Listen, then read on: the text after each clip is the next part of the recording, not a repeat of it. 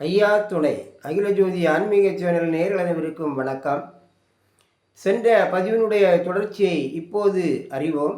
பூவுலகத்தார்களும் தேவலோகத்தார்களும் தன் நிலை தடுமாறியதற்கு என்ன காரணம் என்பதை நந்தி சிவபெருமானிடம் கூற ஆரம்பித்தார். அதாவது, முன்பு ஒரு சமயம் யோகமுனி என்பவர் நாராயணருக்கு ஒரு சாபம் கூறினார்.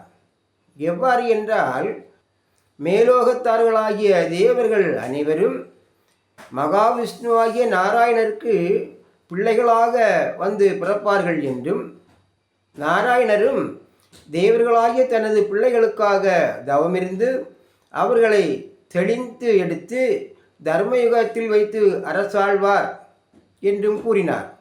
அதன்படி கண்ணன் அவதாரத்தை நிறைவு செய்த நாராயணர் அயோத்த அமிர்தவரத்தில் சப்த கன்னியர்களுடைய வயிற்றில் மேலோகத்தர்களாகிய தேவர்களை தனது பிள்ளைகளாக பூவுலகில் பிறவி செய்தார்.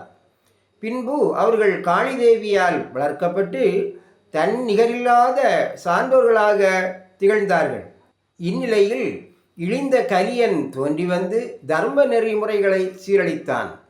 முன்பிருந்த சாஸ்திர வேத முறைகளையெல்லாம் சீர்குலைத்து மக்களுக்குள்ளேயே சாதி பிரிவினைகளை உருவாக்கி அவர்களின் ஒற்றுமையை குலைத்தான். மந்திர தந்திரத்தால் அவர்களை மயங்க செய்து ஒருவருக்கொருவர் ஒற்றுமை இல்லாமல் தங்களுக்குள்ளேயே ஒருவருக்கொருவர் விரோதிகளாக கருதி கொண்டு தங்களுக்குள்ளேயே மோதிக்கொண்டு மாண்டு போக செய்தான். இல்லற தர்மம் அழிந்தது, போட்டியும் பொறாமையும் வளர்ந்தது. பிள்ளைகள் பெற்றோரை அவமதித்ததோடு அவர்களை நம்பவும் மறுத்தனர். மனைவி கணவனை எதிர்த்து வாய் பேசினாலும் கணவன் அவளை நல்லவள் என்றே பிறரிடத்திலே கூறுவான். உலக மக்கள் அனைவரும் தாங்கள் செய்கின்ற செயல்களில் பாவம் நிறைந்தது எது, புண்ணியம் நிறைந்தது எது என்று சிந்திக்க மாட்டார்கள். இப்படியெல்லாம் கலிநீசனுடைய கொடுமை பூவுலகம் மட்டுமல்லாமல் மேல்லோகம் வரையும் பறந்து விட்டது. கலியின் ஆரம்பமே இப்படி என்றால் போக போக என்னவெல்லாம் ஆகும் என்று ஈஸ்வரரே பார்த்திருங்கள்.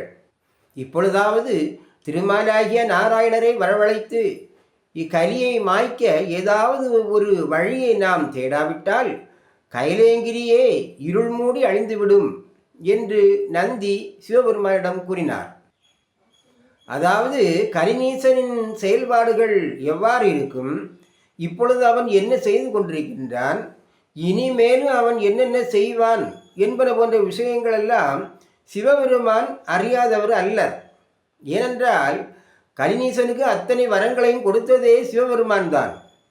பின் எதற்காக எதுவுமே தெரியாதவர் போல் நந்தியிடம் கேட்டு தெரிந்து கொள்கின்றார் என்றால், கலியனுடன் நீச செயல்கள் ஒவ்வொன்றையும் மக்கள் தெளிவாக புரிந்து கொள்ள வேண்டும் என்பதற்காகத்தான் நந்தி ஈசனிடம் கூறுவது போல் உலக மக்களுக்கு தெரியப்படுத்துகின்றார். நாராயணரை அழைத்து கலியை அழிப்பதற்கு உண்டான வழியை தேடாவிட்டால் கைலேங்கிரி இருள் மூடி அழிந்துவிடும் என்று நந்தி கூறியதை கேட்டு மனம் நொந்தவராய், மாமினியே, திருமாலை இங்கே வரவழைக்க என்ன செய்யலாம் என்று கேட்டார் சிவபெருமான். அப்போது நந்தி ஈஸ்வருடைய பாதங்களை வணங்கி கூறுவார், சுவாமி, இது கலி இருள் கொண்ட காலம், ஆகையால் தவம் செய்து அவரை வருத்த இயலாது.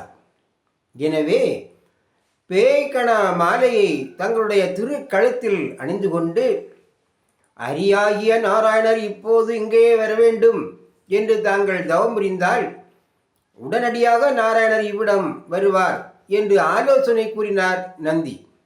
உடனே ஈஸ்வரரும் பேய்கண மாலையை அணிந்து கொண்டு தியானத்தில் அமர்ந்தார். இதனை தொடர்ச்சியை நாம் அடுத்த பதிவிலே அறிவோம். ஐயா துணை.